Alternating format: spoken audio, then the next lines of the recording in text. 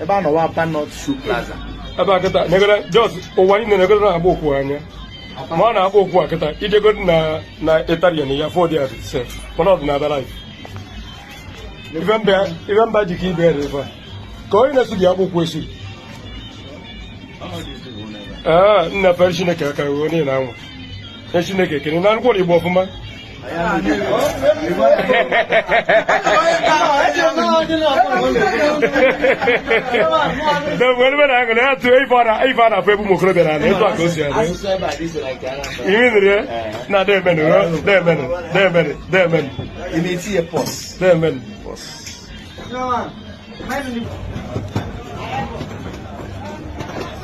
Abaka ka lepono ayapu bo wa to faba na abaka no Sigono body showing ya call.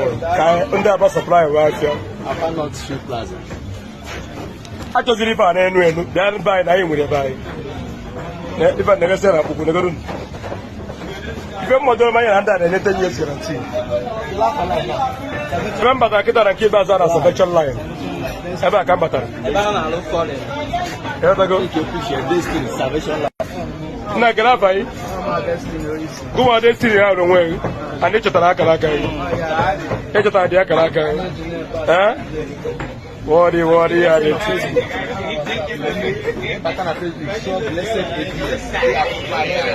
let's see jisike o ina ro aboku you are doing well oh thank you.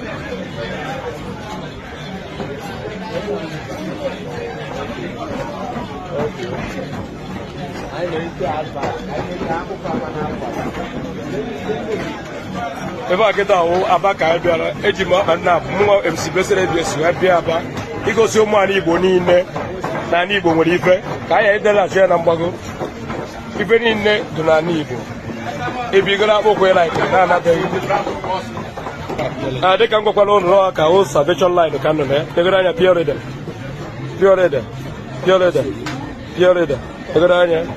tegara anya akwụkwọ ka imo na-eyi abata be anyị mana ndị be anyị na-arị eketa iju ese bịa na aba ka anya ihe ịchọ ịda adụ ka imo nkịta bịa aba ka ndị abadozie ịfụrụ akwụkwọ a ndị gọvanọ na-eyizi kịta ndị aba na-arị ala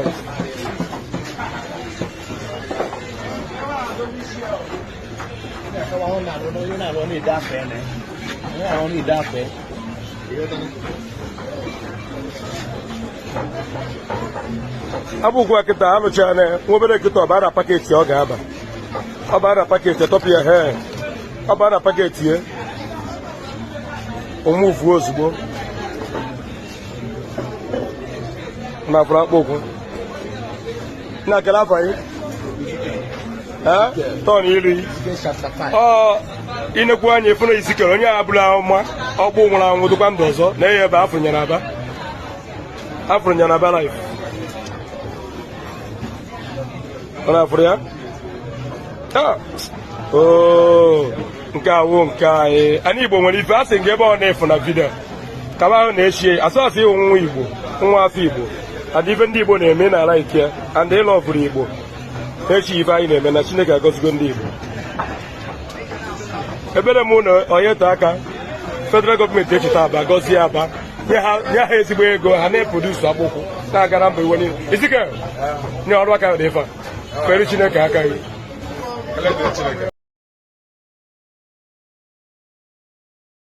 This is really wonderful. Just look at shoes made in Biafra land. The exact same shoes you call foreign shoes and spend millions to buy and import. Look at them right here. Locally made by our own people. Great talent indeed.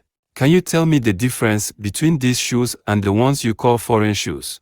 I bet these local ones are even more superior and of greater quality than those. This is why we need Biafra and Biafra must come. Great talents all over Igbo land, but are wasting and not being properly harnessed. All we get is death and intimidation from all corners, instead of government support. These shoes are the future.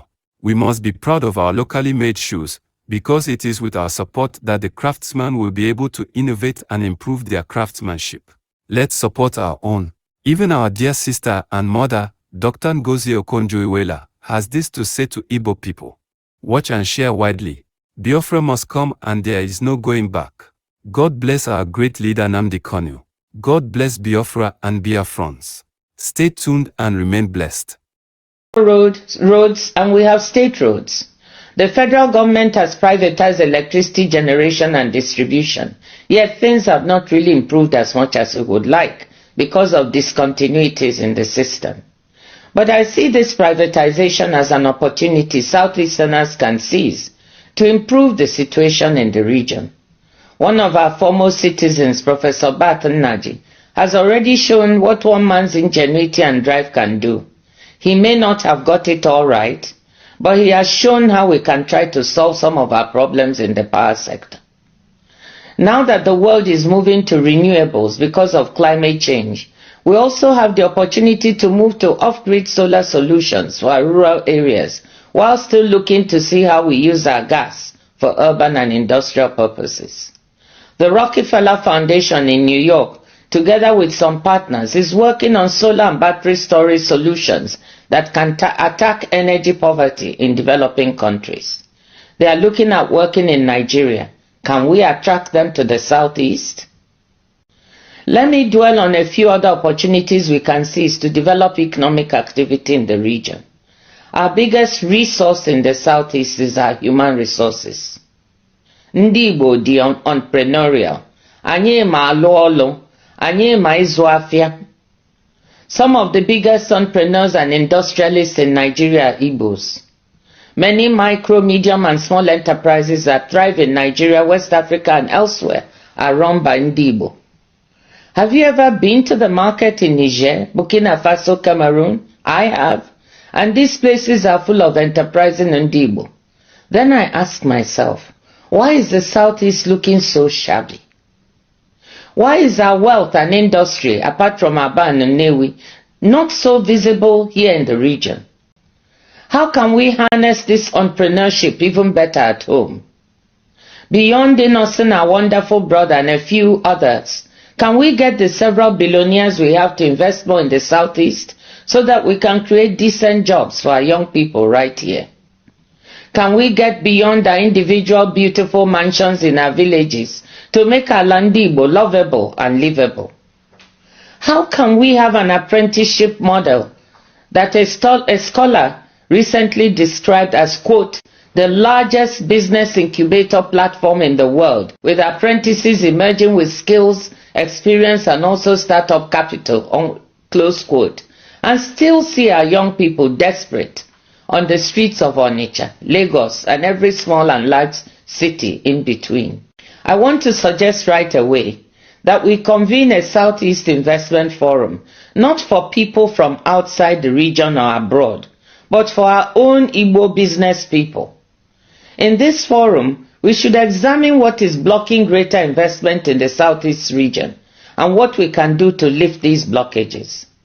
Only after this should we do a Southeast Investment Forum where we can attract outside foreign investors.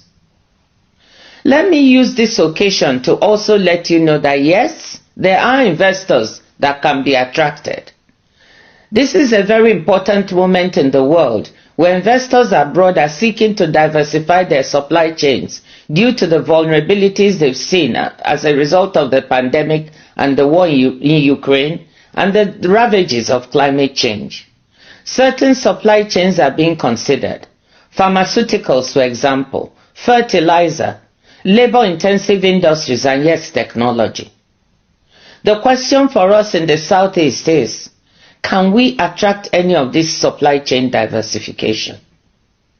Technology is where the world is moving to. Artificial intelligence is what the world is talking about now, and it is exploding. We already have so many of our young Southeasterners involved, from fintech to electric motorcycles. From where I sit at the WTO, we can see that technology and digital are critical. The fastest growing segment of trade is digital trade, especially digitally driven services trade. When I talk about digitally driven services trade, this means anything from streaming music and movie services to delivering accounting and backup medical services. Digitally delivered services trade is growing at 8% per annum compared to 5.6% for goods trade. We have the human resources, the trained professionals to benefit from digitally delivered services trade. We also have the creative industries, film and music, centered in Onitsha and elsewhere, that can become part of this trade. What we need is to build a digital backbone in the state, either through cable or satellite, to provide the appropriate digital infrastructure. This kind of investment is better done at scale. So I hope, Excellencies, that you can get together to figure out who to approach and how the supportive policies can be implemented to attract this kind of digital infrastructure investment.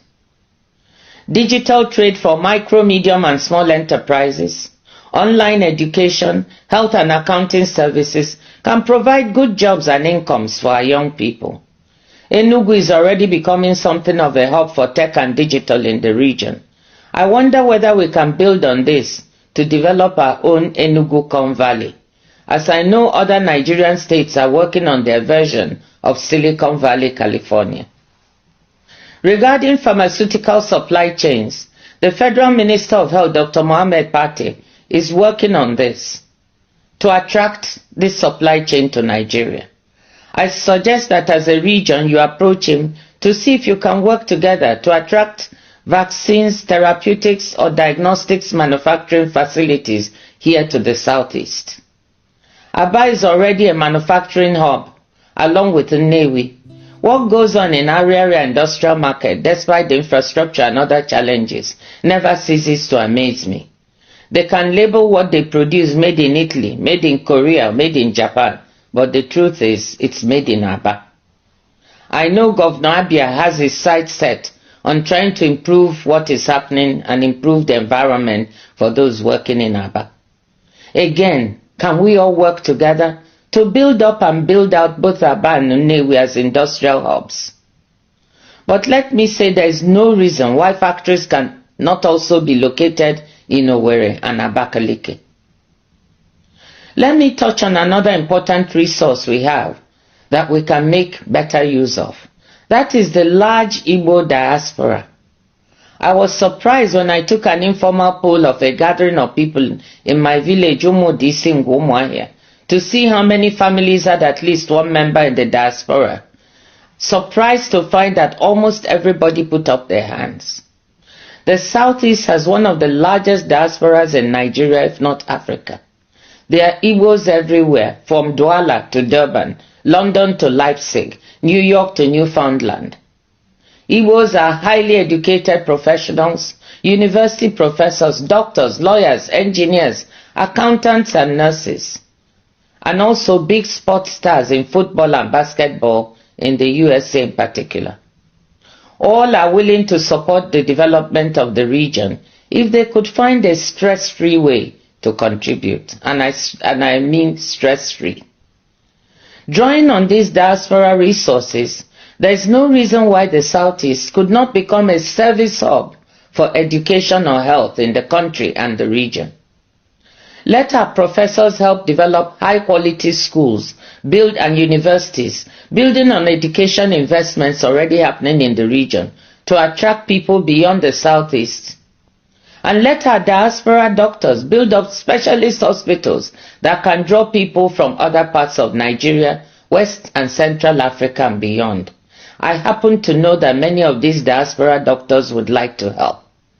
My husband is one of them. It may sound far-fetched, but I'm convinced we can make the Southeast a services hub for education and health services. We can also draw on the diaspora for financing. I don't know how many of you recall that when I was finance minister, Nigeria floated a diaspora bond of $300 million, a first for the country. Drawing on the resources of our diaspora, though we also opened up the bond to other investors, we were able to attract hundreds of millions of dollars. Now the World Bank has recorded almost $21 billion in remittance flows to Nigeria in 2022, about the largest remittance flows in Africa. A significant portion of this must come from Southeasterners abroad. Most of this comes in to support consumption and some forms of investment at home. I'm sure the Southeast governors coming together can do some financial engineering and find a way to float a Southeast Diaspora bond or fund to capture some of these flows and channel them towards financing some of these development priorities. I know that support from the federal government Ministry of Finance will be needed. It seems to me that we can pitch this to the incoming team. They seem to be open to fresh ideas, so why don't we try to muster their support? You will notice that I have not dwelt on agriculture or natural resources. This is because that is where we always go first when we are talking about opportunities in the region, forgetting all the other possibilities that I've just spoken about. But I have not forgotten that we have big opportunities in agriculture, oil and gas, and some other minerals, some of which may now be in demand as the world seeks to decarbonize and get to net zero carbon emissions in 2050. But again, to fully make use of this, value-added investments in these areas will need hassle-free bureaucracy and appropriate investment environments. Before I conclude, let me say that many of these opportunities that I mentioned will not prove as attractive if the macroeconomic environment in the country is unstable. Low growth, high inflation, the depreciating naira, and exchange rate volatility make for daunting challenges. The federal government will have to get a handle on overall macroeconomic management for the country to attract both domestic and foreign investment and for the country to grow. They insist they are working on this, and I hope we can see stability soon. In the meantime, Southeast governors must work on the elements they can control, many of them listed above. Excellencies, ladies and gentlemen, let me conclude by saying that I'm optimistic. Yes, I'm optimistic for the Southeast. Your coming together at this time is a great sign. Our youth and women are vibrant. They are ready to work. They are just waiting for a truly committed leadership. We have what it takes in the Southeast. Let us just get on and do it. Igbo kwedu.